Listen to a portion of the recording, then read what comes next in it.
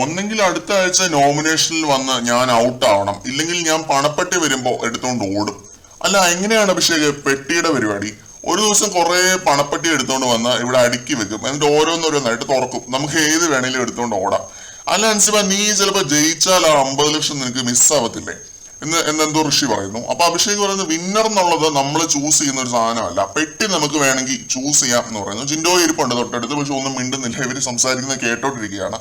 അൻസിബയും ഋഷിയും അഭിഷേകും പറയുന്നത് ഇങ്ങനെ പുള്ളി ഇങ്ങനെ ശ്രദ്ധിച്ചിരുന്ന് കേട്ടോണ്ടിരിക്കുകയാണ്. അൻസിബ അടുത്ത ആഴ്ച ഔട്ട് ആയില്ലെങ്കിൽ പണപ്പെട്ടി എടുത്തുകൊണ്ട് ഓടും എന്നാണ് കേട്ടോ പറഞ്ഞിരിക്കുന്നത്. പുറത്ത് അത്യാവശ്യം പ്രേക്ഷക പിന്തുണ ഉള്ള ഒരു കണ്ടസ്റ്റന്റ് തന്നെയാണ് അൻസിബ. അൻസിബ ടോപ്പ് 5 വരാൻ സാധ്യതയുള്ള ഒരു കണ്ടസ്റ്റന്റ് ആണ്. ഫിനാൻഷ്യലി ഈ തീരുമാനം ഒത്തിരി ബെനിഫിറ്റ് ചെയ്യുമായിരിക്കും, പക്ഷേ ഈ ഷോ ഫിനാൻഷ്യൽ മാത്രമായിട്ടുള്ള ഒരു ഷോ അല്ലല്ലോ. അൻസിബ നല്ല രീതിയിൽ കളിച്ചാൽ ടോപ്പ് 3 വരാൻ നിൽക്കാൻ സാധ്യതയുള്ള ഒരു കണ്ടസ്റ്റന്റ് ആണ്. ആ രീതിയിൽ ക്യാരക്ടർ ഉള്ള ഒരു കണ്ടസ്റ്റന്റ് ആണ്. പക്ഷെ ഈ ഒരു തീരുമാനമാണ് എടുത്തിരിക്കുന്നത്. നമുക്ക് നോക്കാം, പറച്ചിൽ മാത്രമേ ഉള്ളൂ അത് ഇങ്ങനെ ചെയ്യുമോ എന്ന് സാഹചര്യം വരുമ്പോൾ. പണപ്പെട്ടിക്ക് വേണ്ടി അടിയാവുമെന്നാണ് തോന്നുന്നത്. കാരണം അഭിഷേക്, സായി ഇവരൊക്കെ പണപ്പെട്ടിയിലാണ് നോട്ടം ഇട്ടിരിക്കുന്നത്. കൂടുതൽ ലൈവ് അപ്ഡേറ്റുകളൊക്കെ ആയിട്ട് നമുക്ക് വീണ്ടും കാണാം.